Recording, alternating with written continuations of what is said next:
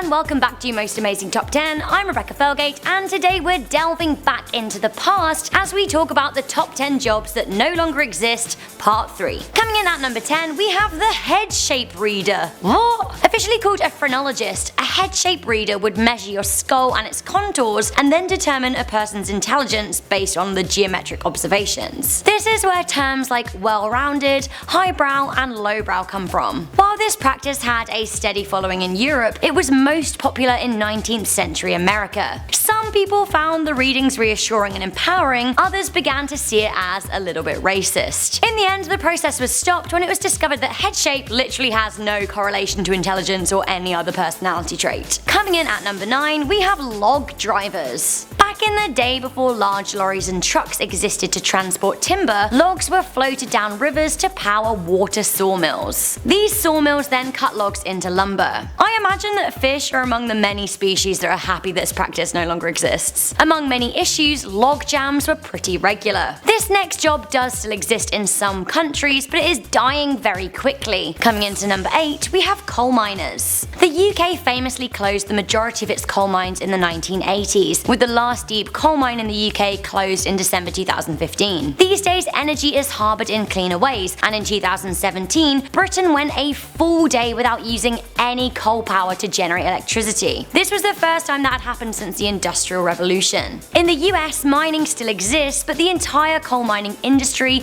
employs less people than American food chain Arby's. Coal mining jobs are disappearing each day. In 50 years, there'll probably be no human miners left. A job that is now long gone. Coming in at number 7, we have pre-radar listeners. Now, I can't help but have a little laugh when I see a picture of a pre-radar listener. They look like they're involved in a strange art installation, and I kinda like it. But no, these guys are actually using Extremo earphones to listen out for enemy aircraft. The listeners predated radar, which revolutionized defense in the 1940s. Before that, in World War I and early World War II, these listeners were relied on heavily to stay one step ahead against the enemy. I mean, what a job! Can you imagine the fear that you would experience when you actually do hear something as well? Very stressful. Coming in at number 6, we have elevator operators, or as we'd say in England, a lift attendant. Have you seen the film Titanic? If so, you will have seen some classic lift attendant action. For these people, it was their job to move the elevator up and down and be kind of fancy while they did it. They would wear porter-style uniforms and ask things like, "Which floor, ma'am?" and you'd tell them 5, they'd press the button, it'd be very exciting.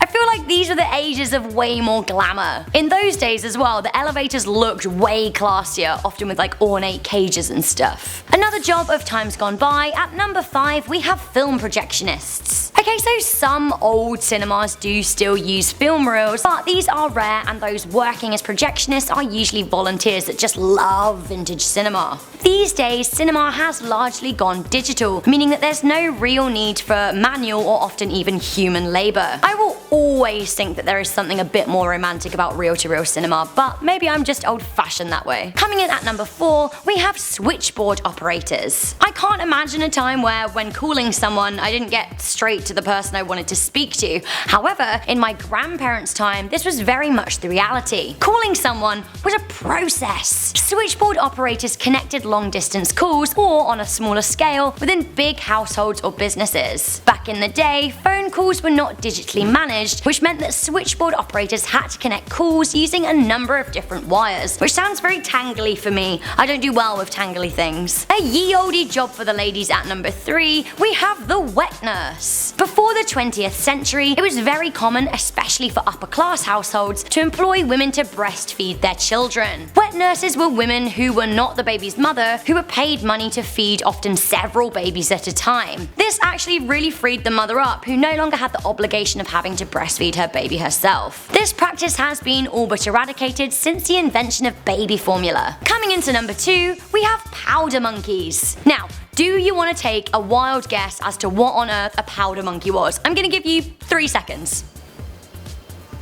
Okay, so for those of you who guessed young boys in the Navy who had to carry gunpowder to the guns on board, then you get a gold star. For the rest of you, better luck next time. These young boys were sometimes illegitimate children, kidnapped and sent off to war without pay. Aside from the condescending nickname, these kids were in grave danger. They had to load explosive powder into huge guns while the ship was being fired at, which for me is not ideal. The least ideal job possibly of all time is coming into number 1. We have the Groom of the Stool. Ooh yep, let's spare a few thoughts for all of the people in history who had this rather stinky job. Lovely. Lovely. The Groom of the Stool was a role apparently created by King Henry VIII, and the poor soul that had to fulfill it was in charge of monitoring his bowel movements, and also wiping his butt, which, ugh, giant king poo. No thanks. The Groom of the Stool used to carry around a portable toilet as well as a towel and a wash bowl. Their day was usually focused around when the king needed to poop. So gross. As the job was rather intimate, this was usually rewarded handsomely with good pay and extra perks, like lodgings in the king's palace. Mad King George actually loved the Groom of the Stool so much that he employed 9 of them, which I think means he pooped like a lot. One of his Grooms of the Stool actually went on to be Prime Minister of the UK, so there we go. The job stopped happening around the time good sanitary and private toilets were invented and clothing became less elaborate. So, there we have it. That was the top 10 jobs that no longer exist, part 3. Which of these would you most like to do as your job today, and also which would you like to do the least? Let me know in the comments section down below. For now, I'm Rebecca Felgate. Thank you for tuning in to Most Amazing Top 10. I for one am really glad that my job is YouTube host, not King's bum wiper. Wow. If you like this video, make sure you give it a good thumbs up, share it with a friend, and stay subscribed, and I'll see you guys in the next video. Bye!